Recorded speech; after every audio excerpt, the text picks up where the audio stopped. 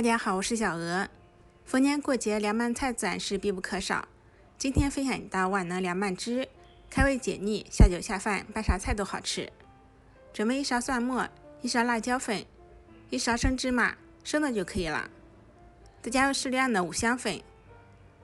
锅中稍微多放一点点油，油烧到微热时，放入1把花生米，然后小火炸至花生米微微发红。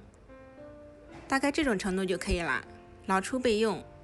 口感是又酥又脆的，放在凉拌菜里，好吃又好看。碗里浇上热油，静置1分钟左右。等香味激发出之后，生芝麻其实也就烫熟了。再加入1勺糖，1小勺盐，1勺陈醋，2勺生抽。喜欢香油的可以再稍微少加几滴香油。